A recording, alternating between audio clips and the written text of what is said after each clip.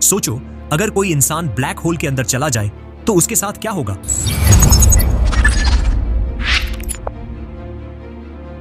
अगर तुम किसी तरह ब्लैक होल की तरफ खींचने लगो तो जैसे जैसे तुम ब्लैक होल के पास जाओगे तुम्हारी स्पीड बढ़ती जाएगी और इवेंचुअली तुम लाइट की स्पीड के बहुत करीब पहुंच जाओगे।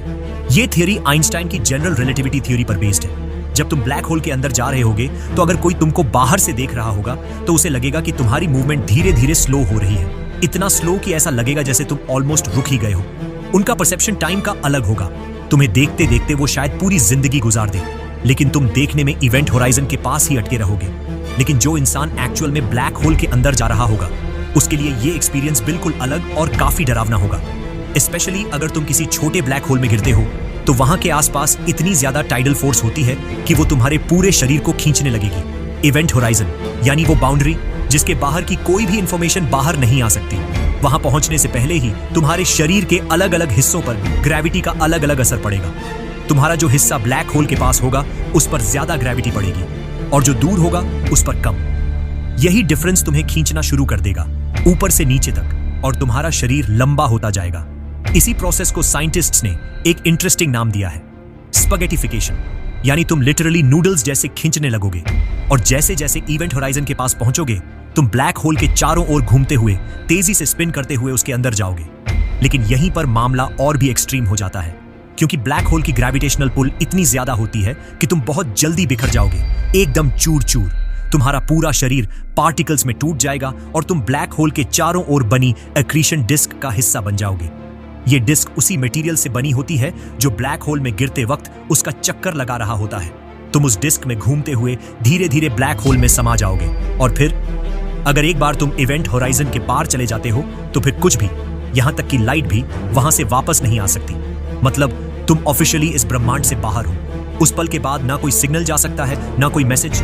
तुम्हारा एग्जिस्टेंस उस पॉइंट से इस दुनिया के लिए हमेशा के लिए खत्म हो जाएगा और धीरे धीरे तुम इतनी छोटी छोटी पार्टिकल्स में टूट जाओगे कि तुम्हारा फिजिकल रूप पूरी तरह मिट जाएगा, जैसे तुम कभी थे ही नहीं। अब कुछ लोग सोचते हैं क्या ये प्रोसेस दर्दनाक होता है? तो ऑनेस्टली कहें तो कुछ साइंटिस्ट्स का कहना है कि ब्लैक होल में गिरने का एक्सपीरियंस कुछ ऐसा होता है जैसे तुम अपने बहुत चाहने वाले पार्टनर का हाथ सॉफ्टली पकड़ रहे हो। मतलब इतना सटल कि ना कोई पेन महसूस हो, ना कोई इमोशन, जैसे कुछ हो ही नहीं रहा। तो शायद ये प्रोसेस पेनलेस हो, या हो सकता है तुम्हें पता ही ना चले कि क्या हो रहा है।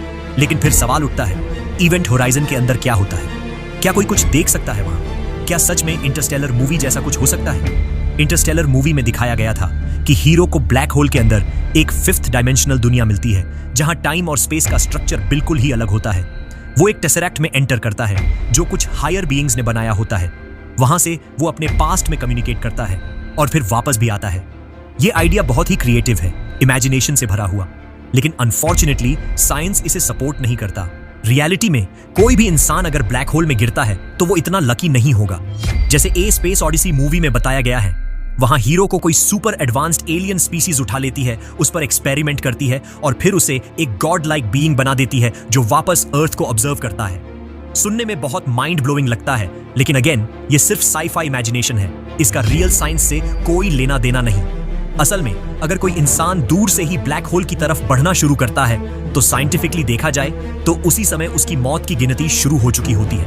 और अगर बाय चांस तुम साई-फाई मूवी की तरह इवेंट होराइजन को पार करके अंदर चले भी गए तो वहां जो भी चमकते हुए तारे, घूमती हुई गैसें या मुड़ती हुई लाइट दिख रही हो वो सब शायद तुम्हारा हेलुसिनेशन हो, क्योंकि जैसे ही तुम इवेंट होराइजन क्रॉस करते हो हर चीज, यहां तक कि इंफॉर्मेशन और लाइट भी सिर्फ ब्लैक होल की तरफ ही जा सकती है। कोई भी चीज बाहर की तरफ रिटर्न नहीं कर सकती। इसका मतलब तुम चाहो तो भी बाहर की दुनिया को ये नहीं बता सकते कि तुमने अंदर क्या देखा। तुम जो भी महसूस करोगे वो सिर्फ तुम्हारे साथ रहेगा, अकेले।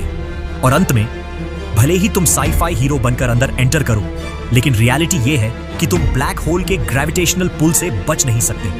तुम खिंचते खिंचते ब्लैक होल के सेंटर, जिसे सिंगुलैरिटी कहते हैं, वहां तक गिरते चले जाओगे और वहां मैटर, टाइम, स्पेस सब कुछ कोलैप्स हो जाता है। तुम भी उसी सिंगुलैरिटी का हिस्सा बन जाओगे।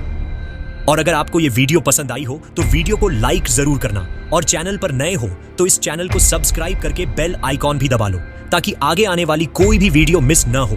मिलते हैं अगली वीडियो में, तब तक के लिए स्टे क्यूरियस।